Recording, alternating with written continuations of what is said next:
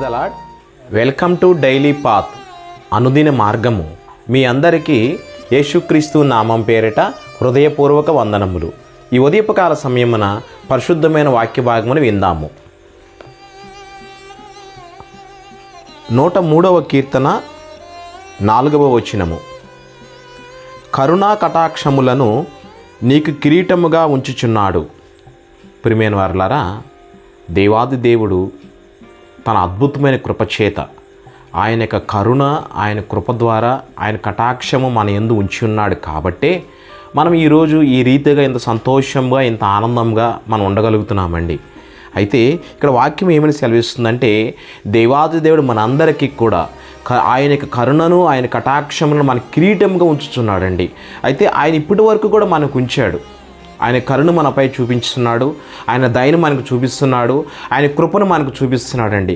ఇది మొదలుకొని నిరంతరము కూడా మనకు కావాలి అంటే, ఆయన ద్వారా మనం ఎన్నో దయా కిరీటములు పొందుకోవాలి అంటే మనం ఏమి చేయాలంటే, దాని క్రింద వచనంలో ఉంటుందండి. ఏముంటుందంటే, దేవుని యందు భయభక్తులు గలవారి ఎడల దేవుని యొక్క కృప ఎంతో అధికంగా ఉంటుందని చెప్పి దేవుని యొక్క వాక్యం సెలవిస్తుందండి. ప్రియమైన వారలారా, మనందరికీ కూడా దేవుని ద్వారా ఆయన యొక్క కరుణా కటాక్షముల్ని మనం పొందుకోవాలంటే, కిరీటంగా ధరించుకోవాలంటే దేవుని యందు మనము భయభక్తులు కలిగి ఉండాలండి.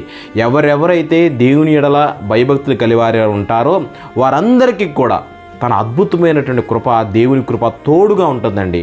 దేవుని కృప మనకు తోడుగా ఉంటే చాలండి, ప్రతి విషయంలో కూడా మనకు ఆనందంగా, సంతోషంగా ఉండగలుగుతామండి.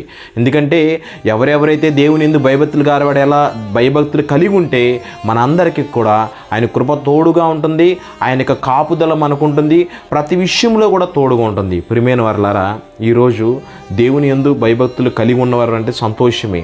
ఒకవేళ ఎవరైనా కానీ దేవునికి వ్యతిరేకంగా ఉన్నట్టయితే దేవాది దేవుడు ఏమి తెలియపరుస్తున్నాడంటే, మనమందరం కూడా నూతన దయా కిరీటాన్ని మనం పొందుకోవాలన్నా, దేవుని ద్వారా కరుణను మనం పొందుకోవాలన్నా, ఆయన ద్వారా కటాక్షను పొందుకోవాలన్నా కూడా ఆయన ఎందుకు భయభక్తులు కలిగి ఉన్నట్లయితే ఆయన కృప ద్వారా మనమందరము కూడా దయా కిరీటిని ధరించుకోగలుగుతామని చెప్పి దేవునికి వాక్యం సెలవిస్తుంది. ఈ వాక్యం దేవుడు దీవించి ఆశీర్వదించునుగాక. ఆమేన్. Praise lord.